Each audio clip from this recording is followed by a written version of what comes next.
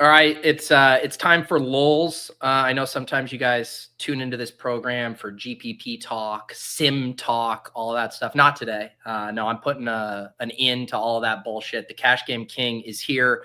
I am curious to hear, how Brian's New Year went, but I'm not going to let him talk about the usual bullshit he wants to around here. I'm Pete, aka the Cash Game King. It's time for lulls. Let's do it. Does he think? I think he thinks this. He thinks this is a go. Vegas Dave thinks this is a go. Hot naked girls doing yoga. What?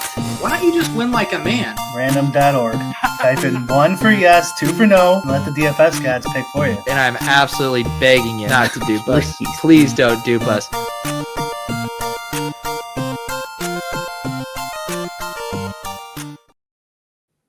If you don't dupe me this week in our head-to-head, you played bad. That's what I'll say out there. How we doing, Brian? How was your New Year's?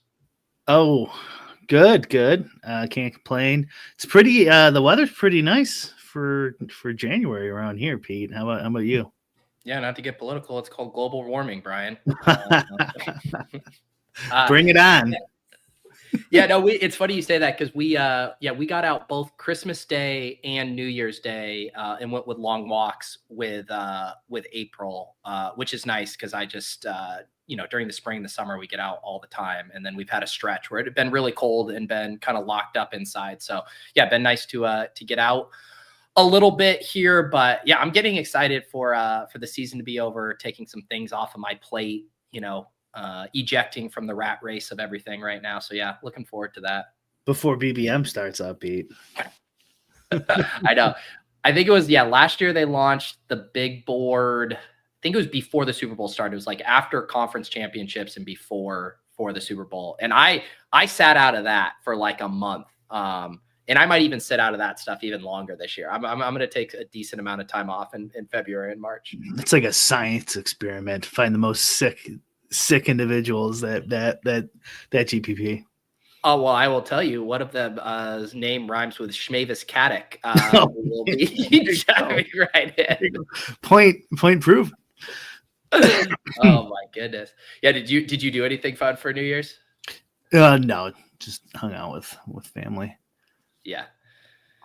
It's funny. I was like going through like my Instagram stories and like seeing some people at like house parties or out at bars or clubs, and I'm like, oh man, this part of my life feels so far away from me. Yeah. So far away in the rearview mirror, I should say. Yeah, I think the big part of that is your buddies also don't do it anymore. So like if they were doing it, maybe there'd be something to do, but they're not even doing anything anymore either. No, it's not happening. Maybe it'll go full circle, when the kids get older and stuff like that, or maybe I'll just go full hermit and I'll just always stay in my house. Be like at some old folks gin rummy party or something. Honestly, like to me, not the gin rummy part, but like a good little home game poker night with the boys, drinking some beers. That doesn't sound like a bad New Year's to me. That's what Dan told me he used to do. He would go to the poker house on New Year's. What's funny about that is my introduction to poker. It was on a New Year's Eve, and I'll never forget it. It was New Year's Eve, 2003. I was a sophomore, junior in high school. And my friend's dad, he knew like we liked to gamble, and we were playing all the other games like in between the sheets and deuces and all this. He's like, let me teach you guys Hold'em. So New Year's Eve, we're at his house, and his dad comes down and like gets us all set up and teaches us how to play our first poker tournament. And then for the rest of high school, all we did was play poker. So yeah, my origin stories of New Year's Eve involve Texas Hold'em. Huh. Interesting. I can't even remember. I must have played as a kid, but eventually during high school, it took over and everyone was playing. Oh, yeah. Well, It was funny because I don't know if you saw the guy on Twitter, and I wrote about this in my newsletter. So he made BBM. He drafted one team and made it. And he messaged me and was like, I went to high school with you, and I used to play at poker tournaments at your house. And he was one of my brother's friends, which is why I didn't immediately like recognize him. But I got like so many comments from people who couldn't wrap their head around what was very much a early 2000s phenomenon of just hosting home game poker tournaments. Like people were like, wait, what? I was like, oh yeah, we would have 30 to 40 kids over at our house for a poker tournament, $5, $10 buy-in. Like we called that a Tuesday, like in the 2000s. Yeah. I played hundreds of those, man. Or like, if you're a little older, some people would put it together as like at a bar, a little poker game, or poker was. That's why they're saying there's like a renaissance of poker. It's like I'm out of touch, but like it doesn't seem like it was in the early 2000s. Like everyone and their mother literally was playing poker back then.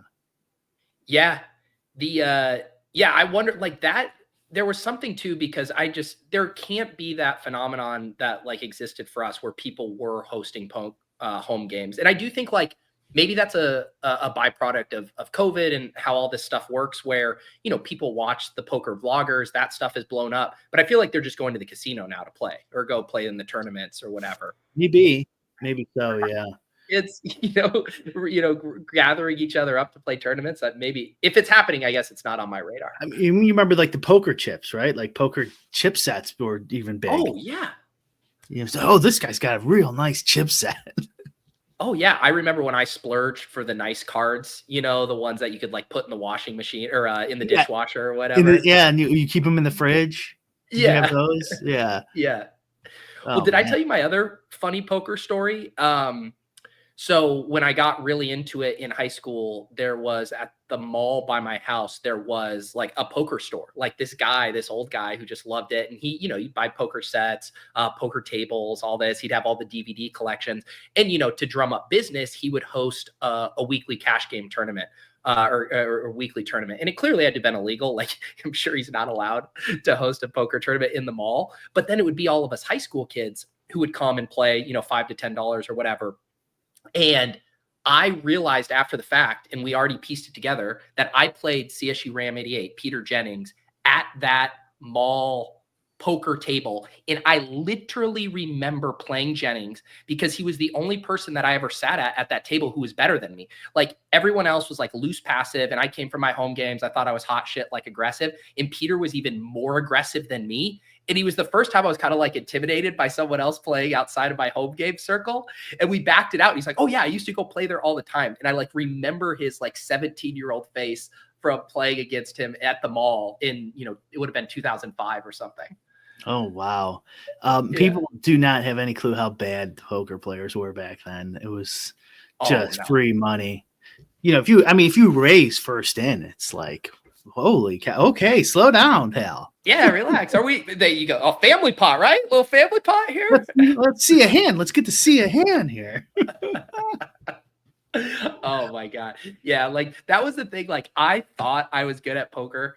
I was not. I was really good at beating my buddies. Is what I was really good at, because they were so bad that they made me think I was the best poker player on the planet, and I was not. Yeah, that is a common that's like pre-internet type of stuff. Like video games do work that way. Like I'm the best, Bond GoldenEye player in the world. It's like, I bet you'd get your ass kicked if this was online. When did it? And what was, because you've talked a little bit, but you played. I assume you got introduced similar, and then you went down the rabbit hole, played online, and then you just got so burned out from playing cash. Yeah, almost exclusively cash for poker. Well, but the main I was really burned out even when Black Friday happened. So I was probably not going to be playing much longer anyways. Oh, but I had bills, and a lot of them that was paid through poker, so I had to keep playing at that point. But when Black Friday happened, that was pretty much the end. I did the what was the sites called? There was like a microchip, I think, network that still like illegally served Americans. It was Black Chip Poker. I remember I went over there for like 6 months, and then that was it. And I can't, Black Chip, they had rakeback too, which was nice. But then like as soon as every American went on their site, they got rid of the rakeback because they didn't need to, incentivize anyone because there was nowhere else to go. Yeah, I feel like there were a couple guys at my college at the time. So this would have been like 2006, who were playing poker like almost semi-professionally to pay, for stuff like that. But like, I feel like it definitely got romanticized in that thing where it was like, holy cow, I can make a decent living or whatever playing poker. But it sounds like you were just like, I don't enjoy this, but I need to do it because it's a way to make money and pay the bills.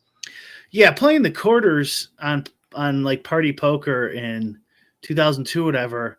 Yeah, you can make 15 grand doing that, like just doing something. But eventually the competition got really hard. And when you're playing 5, 10, 10, 20, and especially PLO around that time, you're swinging 20, 40, 80K.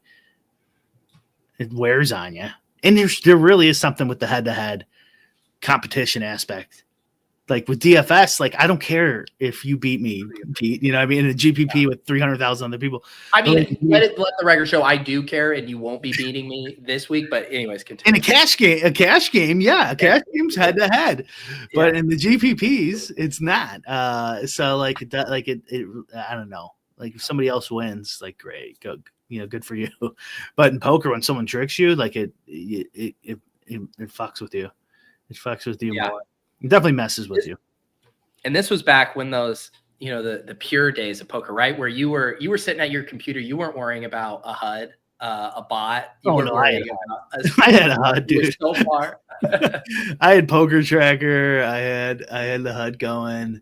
The data, my database was so big anyways, but you could also buy data on players you wouldn't use. There's also tools like Ninja Table, I think it was called, where it was basically bum hunting tools that would sit you at tables with the worst players from their data, stuff like that. There was also like hotkey tools.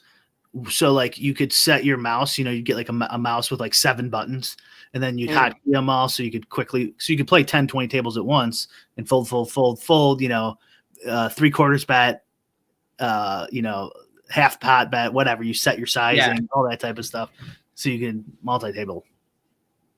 Goodness. Seating, there was seating too, so like it would just open 10, like whatever I would play usually 10 tables, but sometimes I would play more. It would just open them to the exact spots on my monitor, and format them all. So like order them based on if you were if it was your turn to act.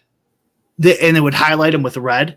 If like there was a time, like a timer possibly coming up. Yeah. But I meant like if you open like a PokerStars table, who knows what it is now?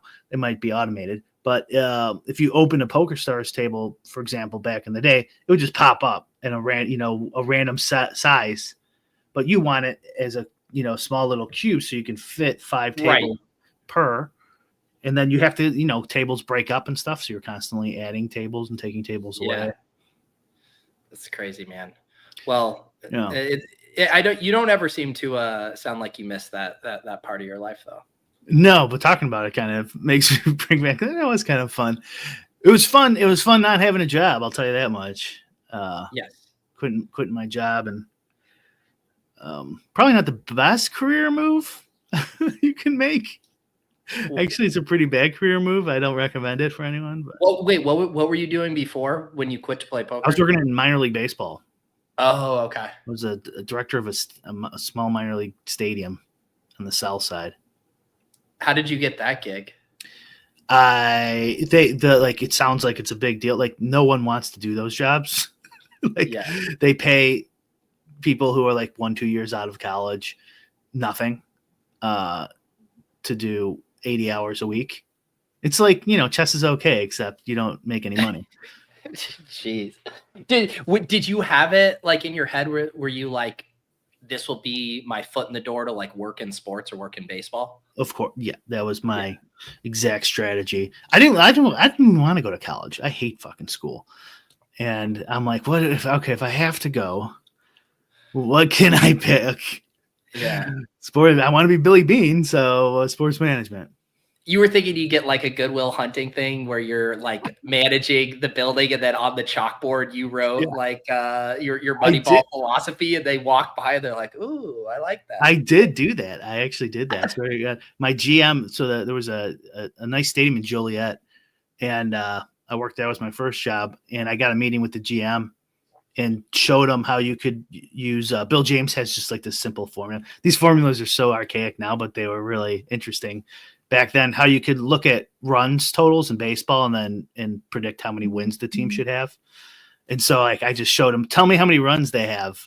And then I do the little equation. I go, they should have 14 wins or whatever. And he's like, they have 14 wins. This is amazing. and so he's like, he offered me a job to be like work with the baseball operations department, because there's independent leagues. This is why I wanted to specifically work in independent leagues, because they pick their own players. If you work for, the Columbus, whatever, the Pawtucket Red Sox, the Red Sox tell them who to pick, like who's playing this year. So you have no player personnel experience. Right. So you have to work in an independent ball. And then after the season was over, it's like a week later, I didn't get a call. 2 weeks later, I didn't call. And then I contacted him. He's like, we don't have the money for that job. Sorry. It's like, you motherfucker, you could have told me. So I got another one. And then I tried to pull the same move with this GM, who was an ex baseball player, who was in a book about baseball player superstitions. So like the most superstitious baseball players, he's number one. He has what is that called, where he has some sort of phobia where if you touch him, he has to touch you last. So he was on the Cleveland Indians, and Rick Sutcliffe would fuck with him. And so like he'd be taking a shit, and Sutcliffe would go under the stall and touch his foot and then run away. And so he didn't know who did it. So he'd have to go in and touch everyone in the organization. That's he got tagged out at second during the middle of a game, and it was the third out. So the guy, tags him out and quickly heads back to his own dugout. He went into the opponent's dugout to touch him. That is absurd. Has there been a 30 for 30 on this guy? It feels like there needs to be. There should be. Yeah. And I'm pretty sure he's illiterate. Because I know he'd be like looking over my shoulder, and I'd be like, yeah, it says this right here. He's like, what does it say? I'm like, and so I got my meeting like with him to try to pull the same thing. I'm like, oh, this Neanderthal is going to it's going to be like showing fire, to a Neanderthal, like, ooh, fire. Yes. And so I give him my spiel at lunch, and he goes, and he was a scout. He was the head scout for the Indians after he retired. And he goes, Brian, you can tell a player's good. And I'm like, how? And he goes, the shape of their jaw. They have a specific shape, and this is how you draft your players. And like, as he's giving me this, I'm like, oh, I got to get out of this. I got to get out of this sport. This does sound like what should be the prequel to Moneyball. This is how things got done before. Yeah. It's our astrology for making showdown lineups. And I mean, but I did. It wasn't for nothing. All that stuff I eventually used for DFS, like all that sabermetric stuff. I reused, and it is like I know Alex Baker does like a lot of jokes like this, but it really is like you control it. You don't need some dumb ex scout with psychiatric issues to ruin your hopes and dreams. You can just fuck balls by the horn and play cash game DFS, get that 0.7% equity. Do you think there's alternate versions of your life where something breaks and that you just have a long career working in an MLB front office? It's pretty small, because as I found out as I got into politics and stuff, how that works, most of those jobs. Wow, yeah, that guy actually called the guy's name. That is his name. What was I talking about? Most of those jobs are like politicians' kids, and they're like John Paxton's son was working for the White Sox in one of those jobs, and even in the minor league team, like one of the owner's kids was working there with me, stuff like that. Like it's really tough, and you don't make any money. And there's like 8 of the jobs. It was an insane plan Yeah. from the start. And I mean, now those jobs are so coveted as well. Like I had, so this kid I went that I knew growing up, and he was one of the best high school players in the state. And I knew him actually from going to church. And then he went on to be the all-time leading scorer at MIT. He was also like a super smart dude.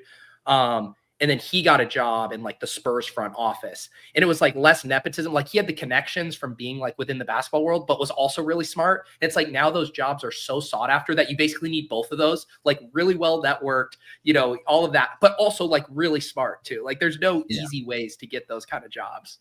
Yeah. I worked with a guy who came from the Spurs ticket department at one of those teams. And a problem with that is,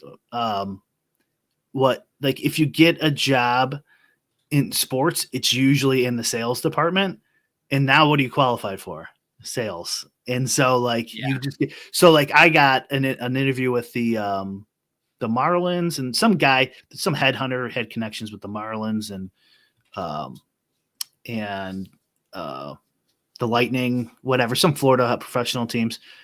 And they're all like sales gigs. And I did like one interview, and the guy does the whole, okay, let's do a mock sales call.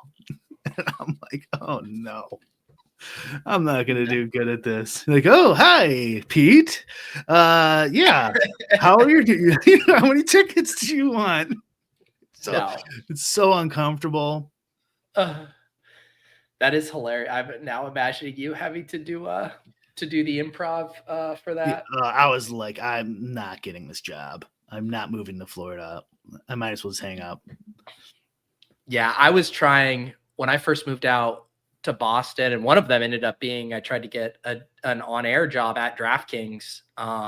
This was even before I started doing like man's content. This was like a long time ago. And then what was I going to say? Oh, but like the Celtics had a job open that was like kind of like an on-camera thing. And like, so for me, it's like, oh man, this seems like a dream job or whatever. Yeah.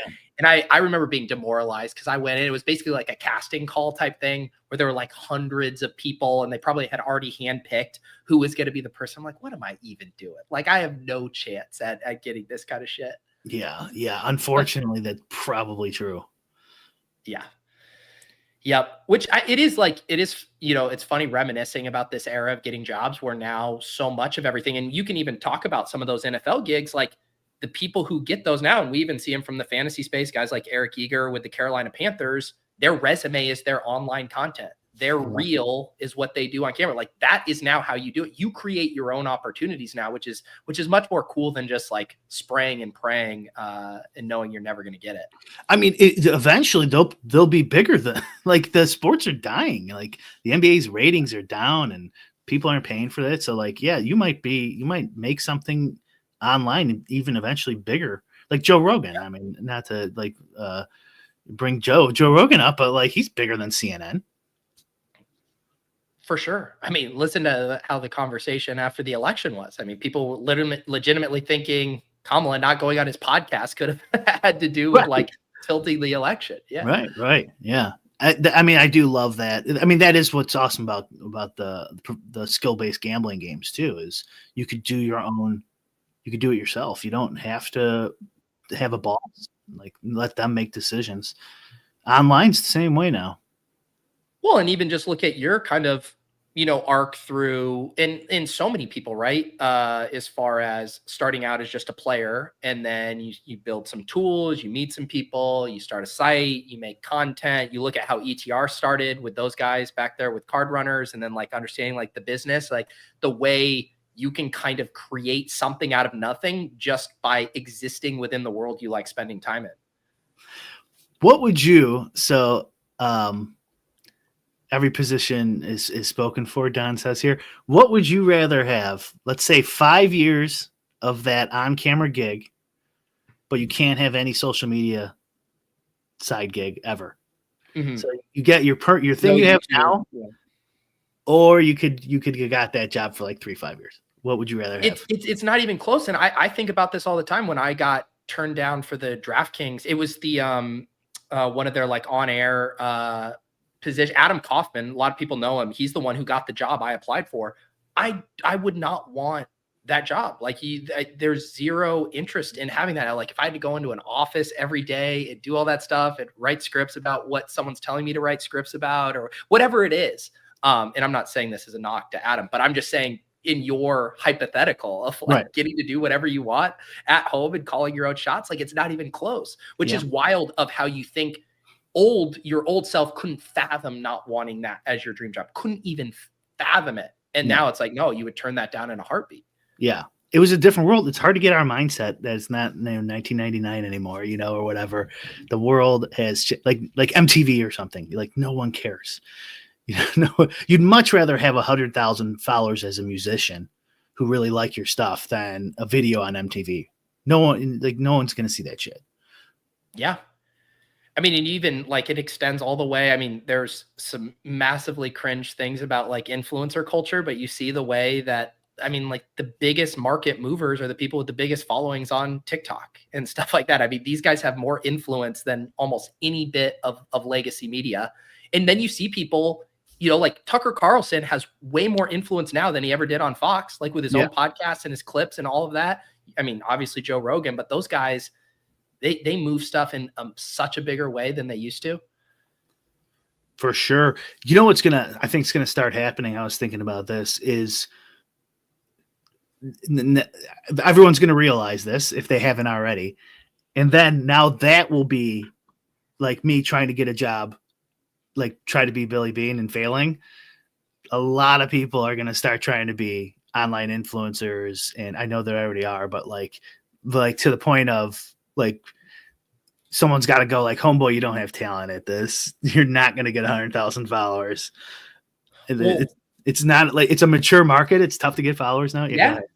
Well, no, I was just going to say that exact thing. People, I mean, you could try, like the market will tell you, right? Because not only do you have to be good, but you have to be consistent and you have to do it over and over and again. Like you could be the best at it in the world, the most natural talent ever. You're still going to probably have to spend a year grinding just to get people to notice you.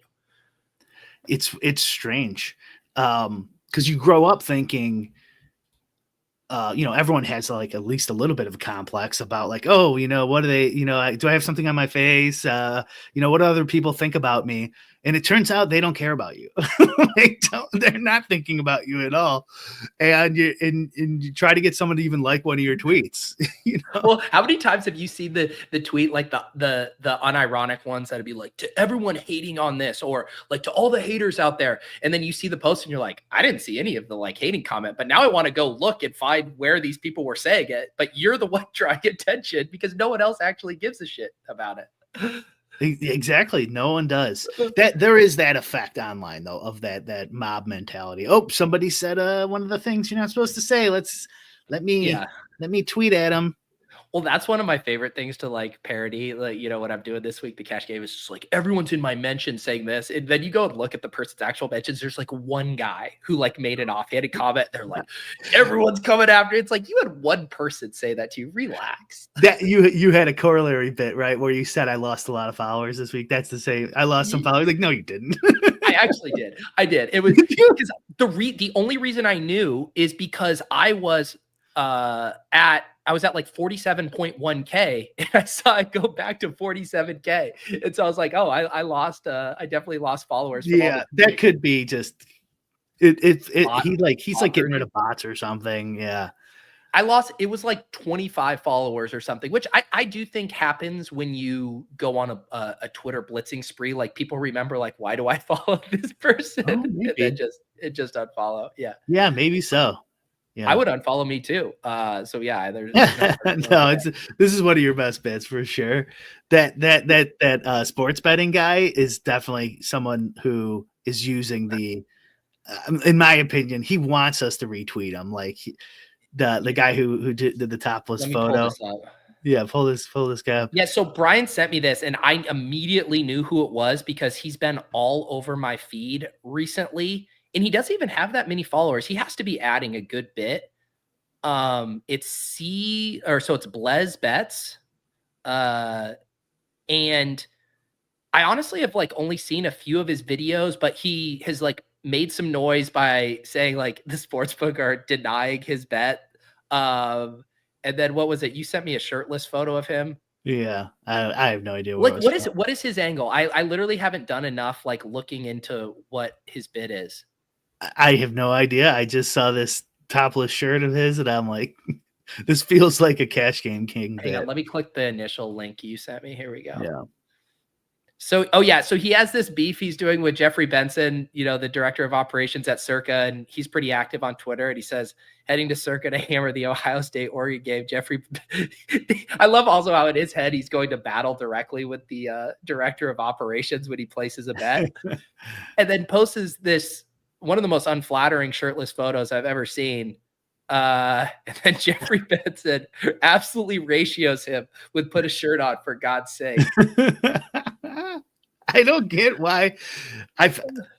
Maybe it's not you. It's sometimes parody and reality. Who knows what this guy's thinking? But like, it feels like this is like he's like, if I post this, everyone's gonna retweet it and quote tweet me and make fun of me, and I'm gonna get a ton of content. And so I was gonna quote tweet him about, this is the problem with youth of America and why, I'm making this great sacrifice. But then I'm like, but that's what he wants. And apparently, of course, as all of this stuff goes, he's selling some kind of VIP package. Apparently has a lot of subscribers on there. I don't know if subscribers equal people paying $59 for this package. Probably not. But has 11,677 subscribers over there. Again, all these should be like tests to like lose your vote. Like, did you subscribe to this Blez guy? Like, you lost the right to vote. A litmus test. He is pretty good at engagement farming. This is how I stay locked in 100% of the time. Do you think that's actually his room? I kind of do. Yeah. It's pretty good. It falls in the like, it's this weird middle territory. Like if you're dissecting a bit where it's like half serious, half real, right? Like, posting like the money with the cash, but then it's just dweeb enough to be funny. But like deep down, he also really thinks he's a baller with this stuff. If you, because you can do an AI of this nowadays. This looks real though, but you should do something with cash. Unfortunately, you'd have to go to the bank and actually get a bunch of cash, but it would be a funny. What the? Everyone in the chat is saying his brother is known for breaking card packs. Why is breaking a sports card pack at World Series of Poker such a notable thing? He just opened, like he made it a big deal. Those card pack guys are actually like get really popular. Oh yeah. If you were to create an AI sports betting tout, would it look like Vegas Dave or some pop? What would you think would be the most successful, or would it be Taylor Mathis? Probably Taylor Mathis. Well, Taylor Mathis. You mean just in general, like if you created an influencer in a lab? Sure, in a lab or AI, whatever. Yeah, would it. Here's the question: would it be Taylor, but like actually sharp, or do you think that would take away from it? What if Taylor was Captain Jack? Well, I guess what's our goal? To make the most amount of money from subscribers, or just get the most amount of followers? I think our end goal here is to make the most money. Okay. I think a super smart Taylor is probably because then you get everybody. Everybody. Because then you get everybody. It's like, I got to pay the $1,000 a month because she's got the best information. I know she's a thirst trap, but she's doing walking arm tutorials. She's like showing like this regression model. Here's how to shop around for the best price. She's got like some deep, machine learning process she shows herself doing on the computer. Dude, I want remember there's this old graphic that went around when David Montgomery was coming into the league, and it was like saying what he was like as a prospect, and it was like the vision of Frank Gore, the speed of Emmitt Smith. I forget all the ones it is. It's like we should make a sports betting tout that's like, it's like the body of Taylor, the engagement farming skills of Sal Vetri, the brain of Captain Jack, just to create the super sports betting influencer. Oh, the $1 million sports, but the $6 million. Davis got Taylor Mathis. Davis. You need Davis's certainty for sure.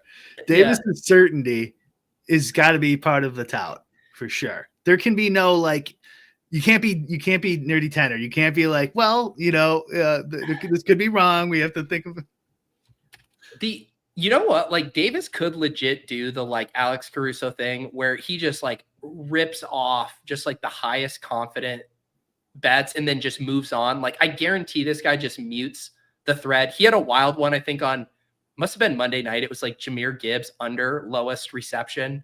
And he just got absolutely ratioed. Man, he does so many bets. I can't even find the one from Monday night. My God, dude. How many of these do you do? How many followers does he have? This has got to be all automated, right? Does he even do anything? I mean, I think think he's combing through the data every day, or do you think he's just? Yeah, I think he does it. What does this say? Bad beat refund time. Do you have a horrific bad beat this weekend? I'm giving away 200 for the worst bad beat in the comments. That's good engagement farming there. Yeah, he's had some crazy ones. I can't even find all of these. Okay, here it was. Hammer the under on this. Jahmyr Gibbs under 13.5 longest reception. And the first reply is worst bet I've ever seen in my life. Oh, he almost got ratioed. Yeah. But honestly, I would like to see Davis. Davis could pivot to this kind of content. Just lock of the day. And you just mute it and move on and just farm engagement. What about the topless shirt picks? You think that he should do that too? Go C-Blaz style? Like C-Blaz, yeah. Yeah.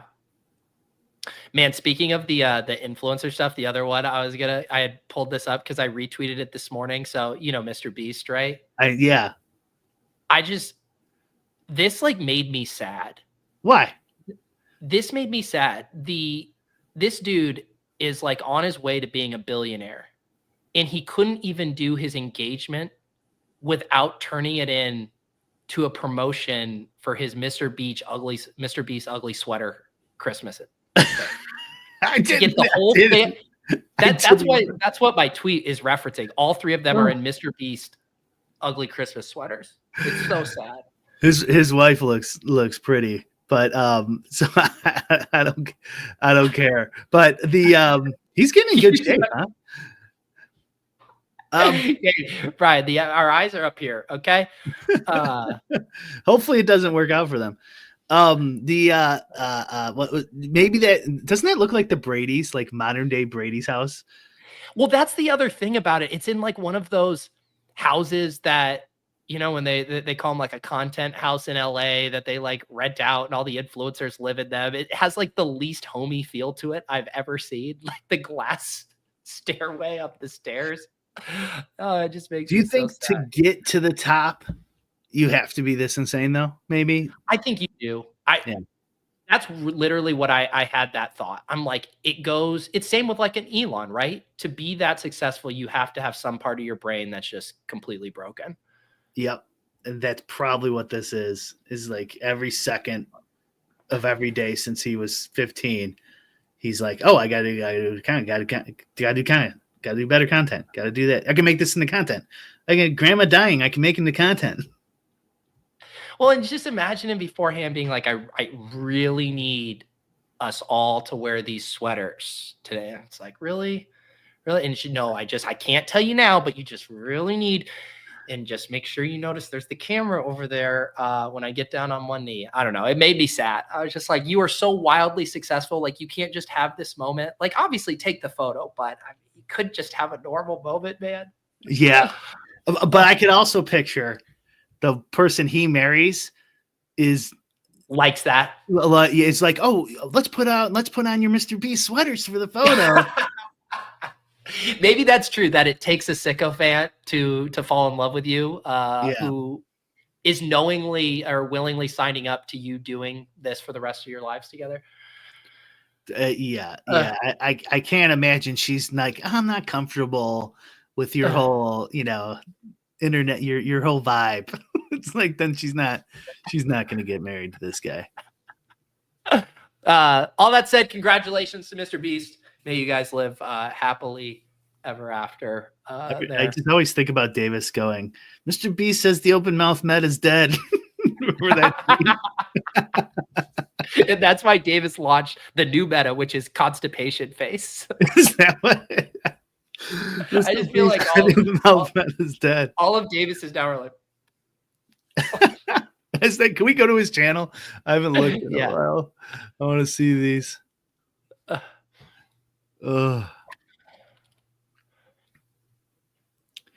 Does putting your own face? See? Oh yeah, it's the constipation meta. What was a beautiful sim that was today? Wait, you guys did it? Oh man, you guys didn't do a sim show last week, did you? No, we didn't last week. We just did one earlier. Snavy, you guys do it. I love the sim shows all year, and I'm not just saying this because I'm a cash game king. There might not be anything more useless than a sim show on Thursday morning of week 18 when the slate is getting flipped on its head every fucking 14 seconds. Agreed. But Davis is in Mr. Beast mode, so he needs the content. So he's got Mr. Beast mode. Oh, he took 10 new constipated pictures, Pete, and he's not letting them go to waste. Okay. Honestly, I would not be surprised if this show happened simply because Davis had already committed to doing a Beautiful Mind parody thumb and did not want to let it go to waste. No, he's like, this is too good. A beautiful sim. Man. I feel like Mr. Beast has been getting some bad press. Maybe that's another reason for the getting married thing. Dudes do that. Remember, that was like an old school thing back in the day. Celebrities, whenever they get in trouble, they announce that they're either an alcoholic or they're getting married. Well, yeah, and because doesn't he have some like litigation stuff going on right now? Wouldn't surprise me. Yeah. I mean, whenever you get that big, you're going to get sued, but yeah. Pentagon approved funds for Mr. Beast, Kelly Clarkson, and Guy Fieri last year. Oh, that seems like a good way to spend taxpayer money. Was there a lawsuit? YouTube star Mr. Beast sued by contestants claiming toxic and hostile environment and unfair wages. Oh, this was from a while ago, but I don't know if that. Yeah, there's been he's had a few scandals. He had a pretty squeaky clean image for a while, but then he got too big. Very big. He got too big. I mean, like, and then even like the charity stuff now was controversial.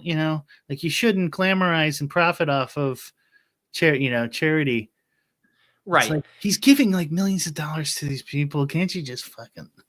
Yeah. Oh yeah. There was this too. One of his content guys was. Oh, that's right. Yeah, that was one of the big ones. Yeah. Also, like, he's obviously incredibly good at content, but he's also now in this pattern where all of his stuff is it's like the same formula where it's like, let me pay people wild money or concoct this crazy stunt where I push people to like the brink of what like humans could or should do. And then I will make a little mini documentary about it. It's just like Fear Factor writ large, and everyone's like, oh, he spent 10 million on it. Like, this is crazy. Yeah. Like every single thing is just like Hunger Games for YouTube. And it plays really well, but he like has one note right now. Like there's only one note to be played. Right. Yeah. Cause you kind of think of it like he's in a room with a bunch of guys and they're just spitballing, crazy ideas. And it's kind of similar each time. This is what happens when you become a slave to the algorithm. Is very specific things work. And once you've tasted that success of like, oh, this is how you get 100 million view video, anything less than that feels like a failure. So you keep doing the same things. Like, as an example, I follow some of these people on TikTok, and there's this one girl who starts every video with, this is the craziest story I've ever heard. And I know why she's doing it. It's because those are her videos that do the best when she hooks you with that one thing. So she just does it every single video. And that's where it's like where creativity goes to die. It's like, okay, cool. You figured out the hack to the algorithm, this one simple trick. Yeah. But then you do it over and over and over again because you can't imagine a video not doing as well as what you had done. Like living in that mind space does not seem like a healthy place to be.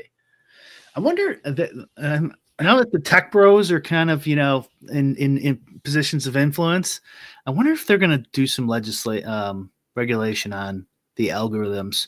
They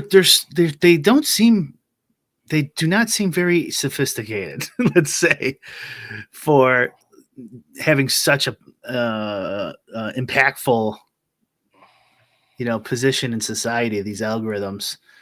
Because even if the girl making the craziest story videos can figure out what the algorithm wants, it's probably not very sophisticated, right? Yeah, or is it just that human psychology is so predictable that just the simplest low-hanging fruit just works over and over again, and the algorithm is just revealing that this is how you trick humans into watching more of your video. Right. Yeah. And maybe that's more of a reason, because if they know that, and then they're not like going, let's give people a wider variety of, whatever healthy things or something. Maybe they should look into it. Yeah. Yeah. I just think either way, I think that's going to happen. I think there's gonna be a story in the next 5 years, like TikTok's algorithm is under investigation. Yeah, it's gotta happen. Yeah, I mean the TikTok algorithm, it has been wild to see like different algorithms and how they play. I still think from my user experience, the TikTok one is the best as far as serving me up the content I want to see. It does so well of like, if there's some drama or some topic going on and I watch a video on it, it'll like serve me up like all the adjacent like topics or viewpoints on that topic, like not necessarily back to back, but within like the next few rolls. Like it's like, oh, you're clearly interested in this. Like they get you, they serve it up in a really smart way. Whereas Twitter just feels like it's just throwing so much shit against the wall right now and just hoping something sticks for you. YouTube's kind of in between. I feel like it's pretty good, but then also you'll get like, why would you think I like this? Like, remember back in the, a couple of years ago, it was just like Ben Shapiro constantly, no matter who you are, you're getting Ben Shapiro shoved up your face. Do you remember, you've been watching a poker video and it's like, what is Ben Shapiro talks to college kids? You would have way more experience than like the way I watch YouTube, or I never use the like For You page or whatever equivalent. I go to YouTube with the intention to watch a specific video. I'll look at like what they're recommending on the side just out of curiosity when I'm watching, but I'm rarely going down a YouTube rabbit hole or just getting suggested stuff. Yeah. I watch it like TV. So yeah, it gives me a bunch. Do you ever, in that vein, do you ever stumble across a channel where you're like, wow, like I love this production quality, or I love the vibe or what they're doing or this content, and then like I'll follow them and I just found this new creator that I'm actually gonna like keep tabs on now? Does that happen to you? Sure. Yeah. I'll start following people like, I like this guy's vibe. It is, I mean, doing a professional setting on YouTube definitely helps. Yeah. Like, you're more likely to subscribe to it, and you could just tell that they get more followers when they have an in-person nice studio. It is so true. I'm the exact same way with like any content. I always think of it like if you're watching, think of the equivalent of going to see a professional comedian versus someone doing their first stand-up set. You get nervous for them. You want to feel like you're in good hands. And when you turn on a YouTube video where someone has a polished setup or whatever, you're like, oh, I'm in good hands. They're not fucking around. They're not going to waste my time. Yeah. Mentally, that is a huge leap. And I notice even if I'm looking up a tutorial video for something, if I'm like, this isn't a good, camera setup or whatever, I'm like, this probably isn't good advice. Let me go to the next one. Yeah, that's true. Unless it's so niche that you like, there's only 2 of them on there, you have to watch it. It's so hyper specific. How do I change the washer on this? Blah blah blah. Yeah. Right. Yeah. Usually tech stuff, like sometimes tech stuff's really shoddy, but like you have such a specific problem. Yeah. Speaking of Taylor Mathis, this guy mentioned Shapiro's sister. They have similar attributes, believe it or not. Ben Shapiro's sister. I literally don't even know what Ben Shapiro's sister looks like. She looks like Ben Shapiro with giant boobs. She does. Yeah. There you go. Abigail Roth, American YouTube personality. This is like how I just learned that is it Donald Trump's granddaughter is now a YouTube thing. She makes like golf content. She's really good at golf and has now been interviewing PGA golfers or stuff and is blowing up a bit. Have you heard about this? I did, yeah, because I think she's cute, right? She's good, and she's actually pretty decent at golf. That's on you, Brian. I don't know. Hopefully she's 18. Allegedly, people are saying, not me. I have no opinion on the matter, of course. Yeah, Brian's like, actually, I'm very familiar. I've seen all of her videos. I've watched every single second of her content. I did watch Bryson stuff a little bit.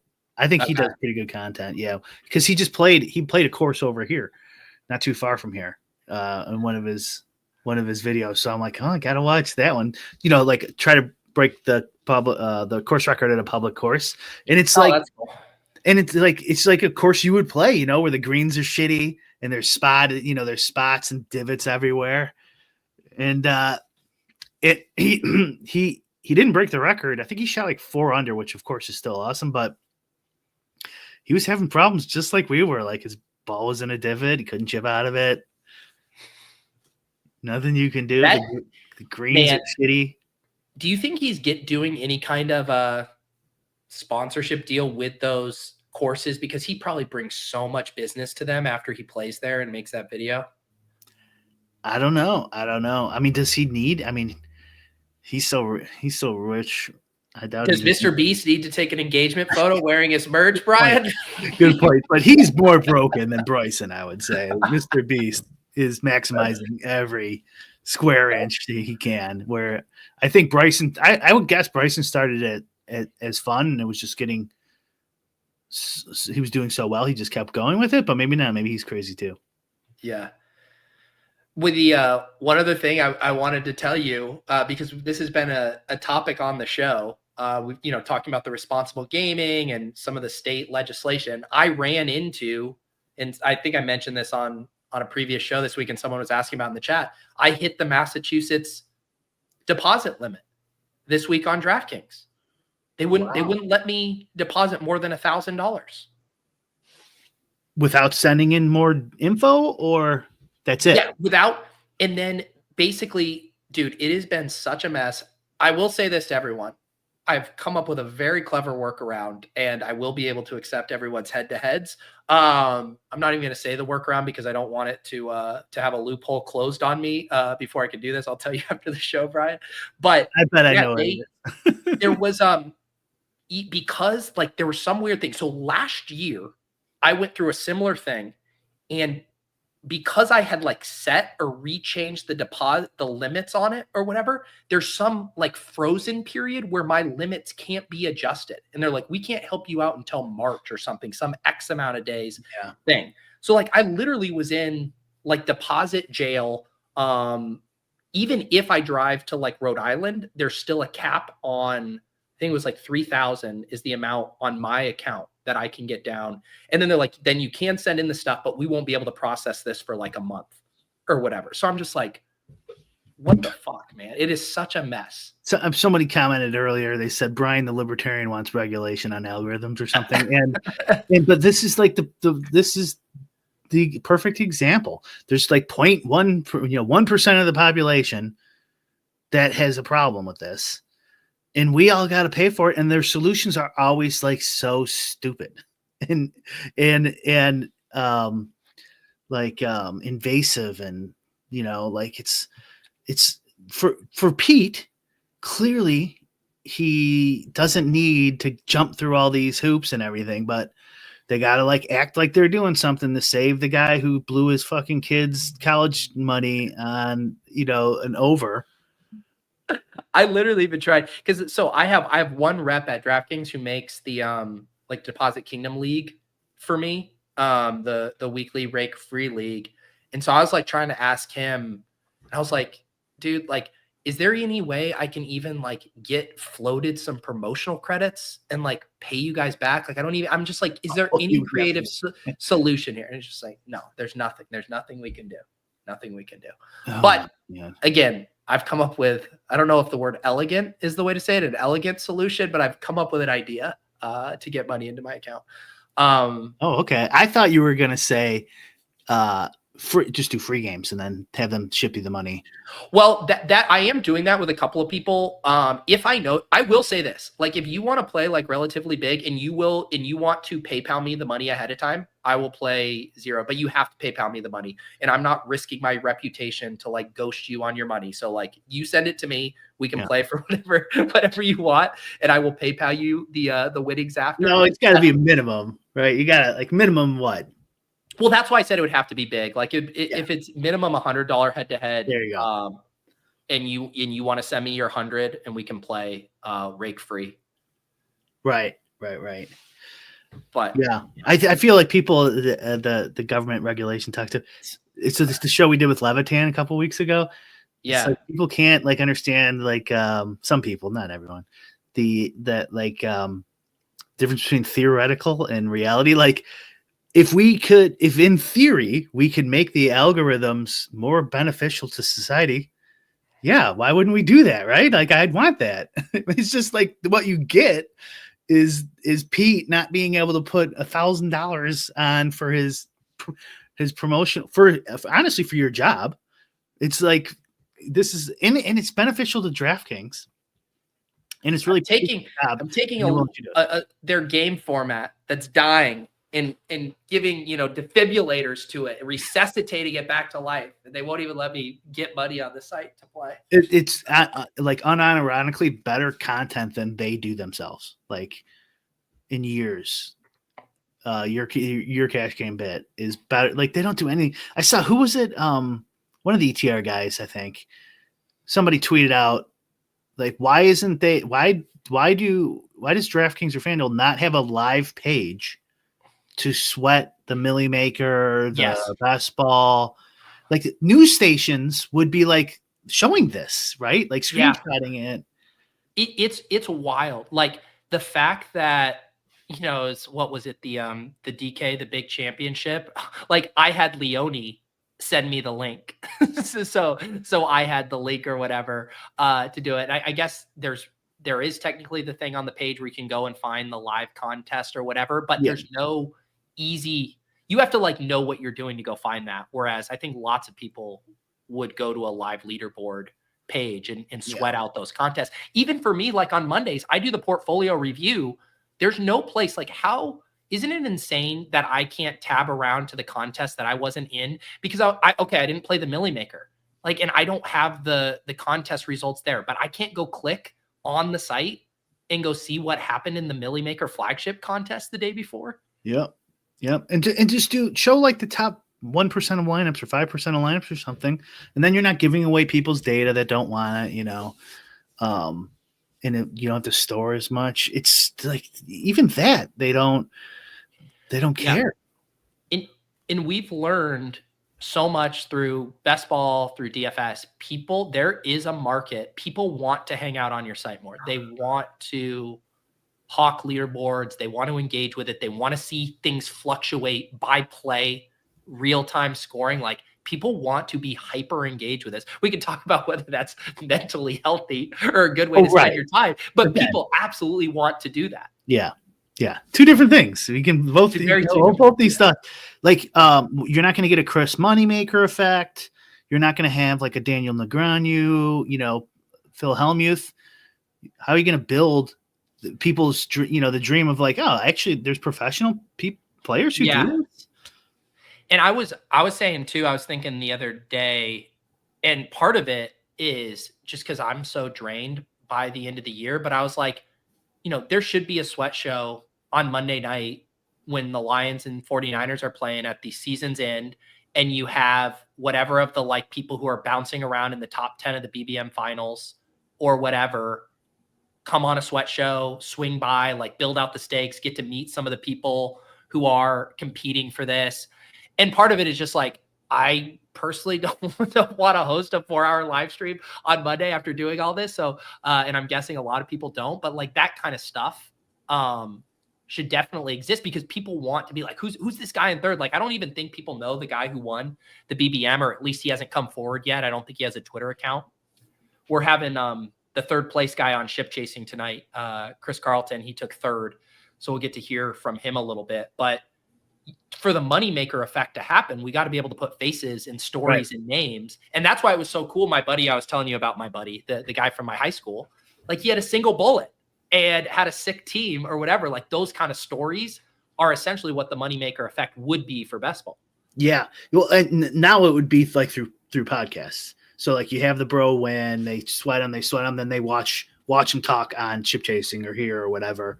And then you'll get like the Utica, the Sims in my brain moments, and then people meme it. And so but they don't give a shit. They don't care. Well, even the man, or did you say Uta or did you say Whistles? Uta, the Sims in my brain. Well, was that Whistles? No, that was Uta. No, that was Uta. I'm talking about the moment where Whistles went on the DK stream and did the initial Whistles Go Woo, and he gaslit all of us into thinking he was just some like drunk dude who got lucky, and we didn't realize he was a gigabrain, data scientist professor who would go on. In his defense, he might have been drunk during that interview. Well, but everyone at the time thought that was so cool because it was just like, who the hell is this dude going on there? No, I was like, oh man, I lost to this meathead. God damn, exactly. Yeah. DFS. Yeah. That was funny. And then he gave us Shady too. Now Shady's dominating. Didn't he take like second or third in one of those best balls too? He's winning everything. Yeah, he's had a massive year. Yeah, but it that stuff is kind of like just ceased to exist. As far as they tried they tried the three goats or whatever. Yeah, that was. And which was fun, and then it went sports betting. How cool would it be if DraftKings had something like, breakout player of the year? Someone, and it could be part based on like results, like you got to have some amount of winnings or whatever. But then then there could be a voting, on it. Maybe like a fan element, maybe like an actual voting committee that's hand selected other DFS pros and so there's some weighted stuff to it, but that would be cool. And then it's like, oh, get a feature story on like, how did you get into DFS at this point? Like, how did you burst on the scene this late into it? Stuff like that is so good for the ecosystem. Remember Tout Wars? And then, we wanted to do something like that. We thought that would be good. And then they did their World Series of DFS or whatever. And they put like, no offense, some of the people we know, but like most of the people we didn't know like at all who they were. And then they tried to do it worldwide for some reason. And they're like Team Germany. It's like, how many DFS pros are in Germany? Team England. Like, of course, England has a couple. I played for the Dutch team. Just find anyone else in the Netherlands. At least use an American Dutch person. I mean, like, Jesus, it was done so strangely. They just ruined that idea. I think they pivoted. Unfortunately, all the doomers about sports betting turned out to be pretty much right. They're spending all the money on sports betting ads, which, by the way, speaking of regulations, we all need to root for a sports betting crackdown on no advertising, because that will help. That will probably help DFS. Oh man. Because they'll use DFS as a gateway drug. Yeah. Brian, didn't you were for a while you were playing Yahoo DFS Cash. Did you still play that this year? No, I haven't played Yahoo in a while. Yeah. It got too popular. Too sweaty. It's like, do I want to add? Because when you have more sites, you have more chances to make mistakes. Not get your stuff in time, ruin Screw When up was the your last time you spreadsheet. played Cash?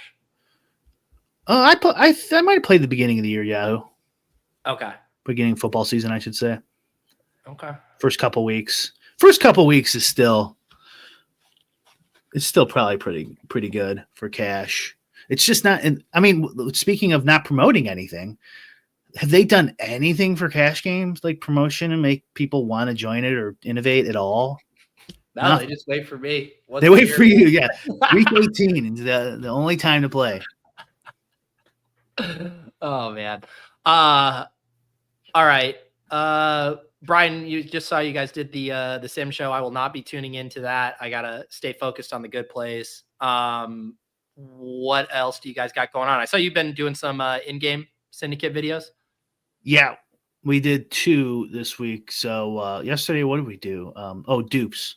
So we talked about dupes in a second dupe video. Nice. Me, Dan, and no, it was just me and Dan in that one. And then I'm uploading right now actually an NBA model video, like how to model using historical data with me, Adam, because Adam was doing his own model and he was asking us questions, and I was like, let's just make this a video. So that's gonna be up here in like 5-10 minutes. I wanted to ask you a question though about the cash game thing really quick. We were talking about on the sim show. Are you like I'm pretty sure you're up over the years though, right? In the cash game, week 18. Yeah. I don't think I've ever had a losing year. I think I've been like between 50 to 60% every year. There you go. Okay. So that's what I thought. I told Davis. He might have been shaming you. Your good name, Pete. What did he say? Does he even win? Something like that, I think. Send me a head-to-head. I have to go to it. I'm sure people are watching. The guy that builds such a dog shit lineup that he has to swap every week. Oh, he did. No, he said whenever we play, we have the same team, so it doesn't matter. I'm gonna have to teach that kid a lesson. I'll stuff him in a locker on the Gilcast this week when I hop in there. Oh yeah, that's right. You do that show. The other stuff for me. Yeah, we're gonna do a winner's circle episode of Ship Chasing tonight. Like I mentioned, Chris Carlton had finished 3rd in BBM. Gonna have a couple other winners swing by. Drico finished 2nd in a FFPC contest. Tomorrow, cash game show tomorrow with Cardi. So no JM this week. Had to give JM the tournament boot. We're bringing in a cash game thought leader, Derek Cardi. We'll both get our dome boners on for week 18, and then we'll still do off and on the clock with the Badge Bros. But I'm not talking about scroll down plays. I'm just talking about the best plays. We'll probably build some pick'ems, but I'm going to be building them with insurance. You can never be too careful when you're making pick'ems. And then I haven't decided yet if I'm going to do an After Dark or a Cram this week. I asked some people in the Discord if they had a preference, but I'll probably end up doing one of those as well. Anything else for you, Brian? No, I think that's it. It'd be nice let's try to find the winner of BBM. He should go on one of our shows. Yeah, I want to say he cleaned up on DK as well. I want to say he had a stochastic avatar, so maybe Osimo could smoke him out for us. Oh, okay. There. But yeah, I haven't heard from him yet. All right, send me a head-to-head. Revert Z Top on DraftKings. Have a great rest of your week, and of course, congrats to Mr. Beast. Peace.